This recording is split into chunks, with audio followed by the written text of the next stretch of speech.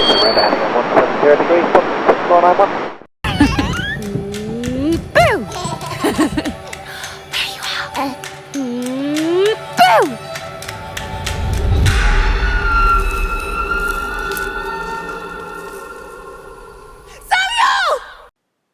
Bienvenidos a Cine Aparte, gracias por darle clic otra vez al enlace. Acabo de volver del Festival de Toronto que exhibe casi 400 películas, lo cual obliga a quien vaya a tener muy claro qué es lo que quiere ver. Y yo tenía muy claro que quería ver The Witch, pasara lo que pasara, sin importar cuál película me iba a perder. Por ver The Witch es una película que en el pasado Festival de Sundance le ganó a su director Robert Eggers el premio a Mejor Dirección y que ha venido generando interés desde entonces. Y bueno, debo decir que la vi y que no solo cumplió con mis expectativas, sino que la superó. De las casi 30 películas que vi, me parece una de las más logradas, de las más rigurosas y de las más originales, algo que ya no es tan fácil cuando una película corresponde a un género tan saturado como el género del horror.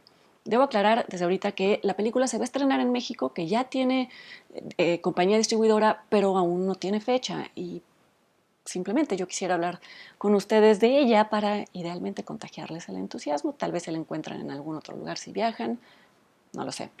Decía hace un momento que su originalidad tenía que ver con su austeridad. Va de la mano con la economía de recursos. Se sitúa en Nueva Inglaterra a principios del siglo XVII. Y es importante señalar que es a principios del siglo porque es apenas unas décadas antes de que se desate la histeria colectiva en contra de las mujeres a quien se llamaba brujas y que desembocó a la vez en los juicios de Salem y en la quema de brujas, que tiene registros históricos. Esta película se mantiene al margen de la historia con H mayúscula. Tiene que ver más con el mito. Y esa es su mayor fuerza.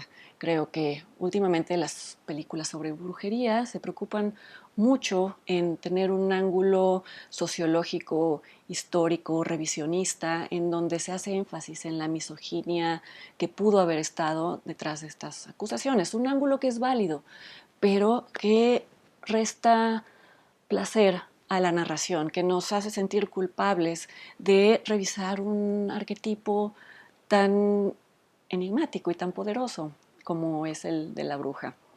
Lo que se cuenta en la película es cómo una familia es expulsada de una comunidad. Es expulsada después de que el padre se niega a disculparse por algo que hizo. Al parecer tiene una postura religiosa incluso más extrema que los puritanos, que los demás puritanos. Se ven obligados a sentarse al lado de un bosque ominoso, tupido, en el que al parecer se aloja una criatura sobrenatural, la bruja del título. Desde que llegan comienzan a sucederles cosas trágicas e inexplicables. La primera de ellas es la desaparición, en cuestión de segundos y casi a los ojos de la hija mayor de la familia, del bebé. Desaparece, no se sabe qué sucede con él. A esto siguen otros percances, por así llamarlos. Las cosechas no se dan, los animales tanto de la granja como del bosque se comportan de maneras extrañas y peligrosas. Los demás niños también se ven involucrados en accidentes o se comportan también de maneras extrañas y peligrosas. Todo esto podría atribuirse a esta figura misteriosa, esta figura sobrenatural, o podría ser producto de la paranoia y de la superstición que ya está arraigada en el núcleo de la familia. Entre ellos se culpan de las distintas tragedias y pérdidas y con bases religiosas. Se llaman brujos unos a otros y esto prefigura lo que más tarde va a desembocar en los juicios y en la quema de brujas. Pero en tanto se mantiene en este punto medio de ambigüedad, creo que eso es lo que la vuelve más potente que las otras películas que se deciden por un tono o por un registro o por un desenlace o por el otro.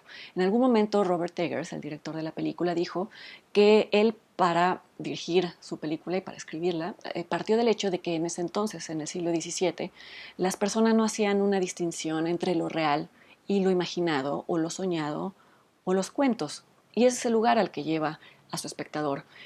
Es por eso que podemos sentir que estamos frente a una recreación muy meticulosa de época. Robert Eggers antes fue vestuarista y diseñador de arte.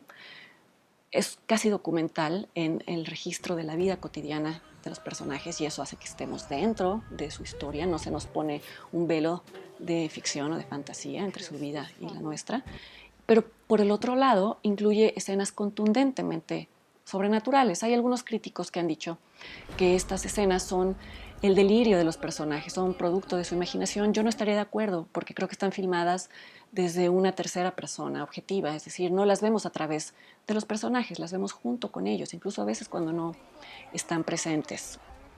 Celebro mucho que haya un regreso al mito sin apologías y sin disculpas. Creo que una vez más la corrección política ha interferido en el arte y nos ha hecho sentir culpables cada vez que tomamos la figura de la bruja sin disectarla y sin hablar de misoginia y de las consecuencias. Creo que, repito y lo he dicho muchas veces, el arte es un lugar en donde simplemente se regresa a lo primigenio. Y esta película creo que nos devuelve ese derecho. Los espero la semana que entra, ojalá aquí en otra entrega de Cine Aparte. Hasta luego.